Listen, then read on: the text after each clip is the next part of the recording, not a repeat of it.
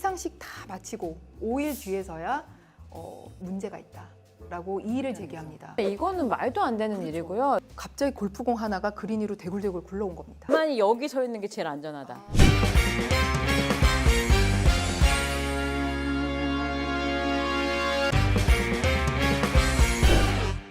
자, 그럼 첫 번째, 혼다를 건 엇갈린 진술. 네, 자, 이거는 뭔가요? 혼다를 건? 혼다면 자동차겠죠? 자, 어떤 내용인지 한번 살펴볼게요.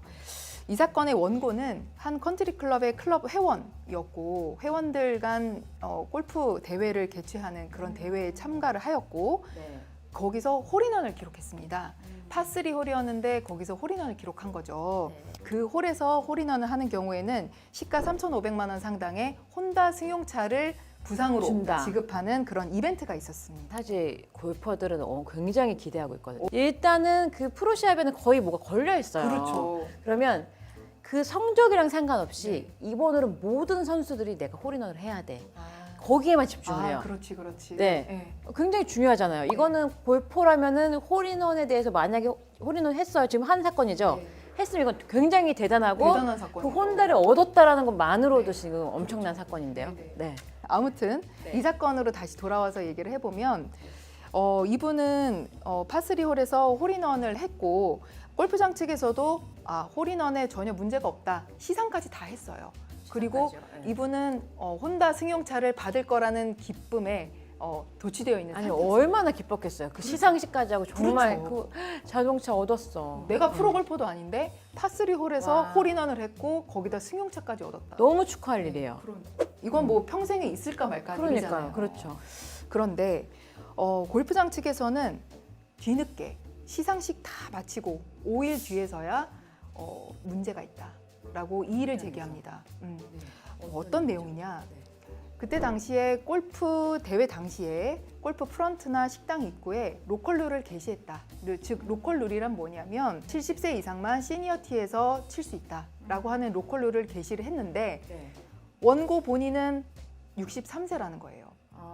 그리고 원고 본인이 파3 홀에서 시니어티에서 홀인원을 했고 그렇기 때문에 로컬룰에 위반되어서 위반이다. 이거는 실격 처리되어야 한다. 그 골퍼분은 파3에서 홀인원을 했고 이런 일련의 과정들이 전혀 문제가 없다는 걸 당시 경기 진행 요원들을 통해서 확인을 했고 그래서 확인까지. 홀인원이라는 게 확인이 돼서 시상까지 다 마쳤기 때문에 아무런 문제가 없다는 그런 입장이었어요. 그렇지만 골프장 측에서는 로컬룰 위반을 이유로 혼다 승용차를 지급할 수 없다라는 입장을 밝혔고 결국 소송까지 이르게 된 사건입니다. 속상했겠네요. 소송까지 가려면 시간도 걸리고요. 또 변호사 비용도 들고 여러 가지 마음고생을 했을 거예요. 네, 그래도 다행입니다. 자, 두 번째 사건은요. PGA 프로투어 대회 조작 사건.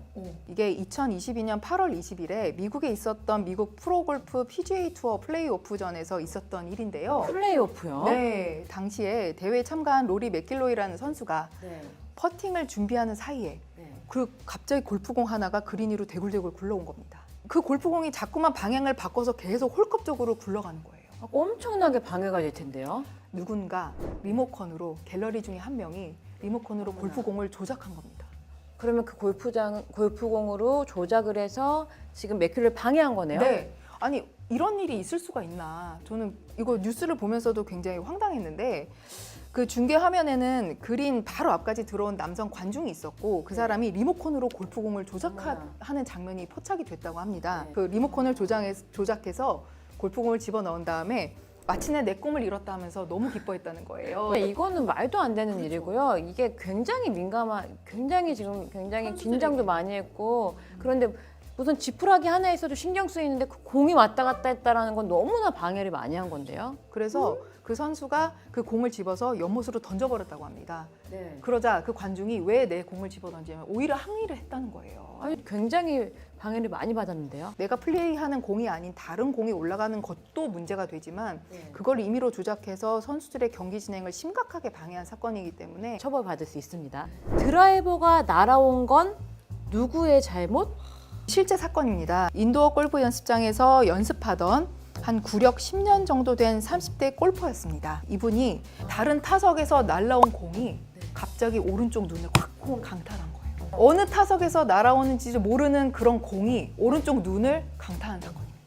너무나도 끔찍하지 않아요? 그래서 많이 다쳤나요? 실명했습니다.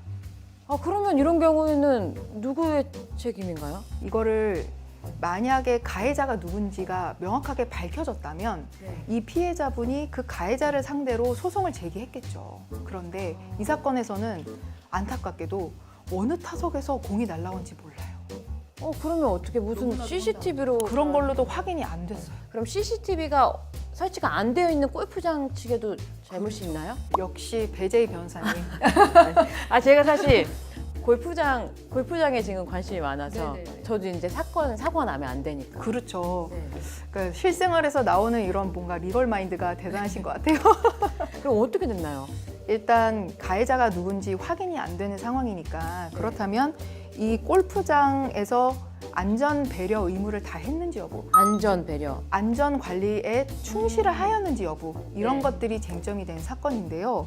일단 이 피해자분이 너무 많이 다쳤어요. 일단 오른쪽 눈을 골프공에 맞아서 안구 파열이 됐고 수술도 했고 결국 평생 의안을 써야 되는 그런 상황까지. 이건 너무나 좀 끔찍한 사건인데요. 일단 이 사건에서 법원은 골프 연습장 운영자의 책임을 인정을 했는데요. 운영자요. 그러면은 어떤 책임인가요? 피해자분께서 가해자가 누군지 특정이 안 되는 상황이기 때문에 골프 연습장을 운영하고 있는 운영 주체에게 안전배려 의무를 다 하였는지 여부 이런 것들에 대해서 법원이 심리를 했고 이 골프 연습장에는 그물이 설치가 되어 있고 또 앞뒤 타석 간격이 있고 거기 사이에 안전바를 설치를 해두긴 했어요. 그런데 그것만으로는 부족하다고 본 겁니다. 이거는 어떻게 했나요? 네. 그래서 법원에서는 치료비 그리고 앞으로 의안을 써야 되잖아요. 앞으로 향후의 치료비 그리고 미자료를 인정을 한 사건입니다. 굉장히 힘드셨겠어요. 앞서 말씀드린 사건과 비슷한 사건이 또 있습니다. 이 사건은 피해자는 60대 여자, 또 가해자는 50대 남자. 같은 골프 연습장을 이용하는 회원들이었습니다. 그런데 그 여자분 바로 뒷타석, 바로 뒤에 있는 타석에서 드라이버를 연습하던 남자분이 골프공에 맞는 순간 바닥에 같이 맞으면서 샤프트가 부러졌고 헤드가 앞에 있는 여자분의 뒤통수를 가격한 충분히 거예요. 그럴 수 있죠. 왜냐하면 치고 날아갔겠네. 네. 공 대신. 네. 이 사건은 앞서 살펴봤던 사건과 달리 가해자가 누군지 명백하잖아요. 바로 뒷좌석에서 드라이버 치던 남자. 그 사람 상대로 소송을 제기했던 사건이고 언제든지 헤드나 샤프트가 부러질 수 있었다는 그런 우연한 사정에 대한 사고 이런 것들이 분명히 존재하는 사건이기 때문에 손해배상 책임을 다 인정하기는 어렵다.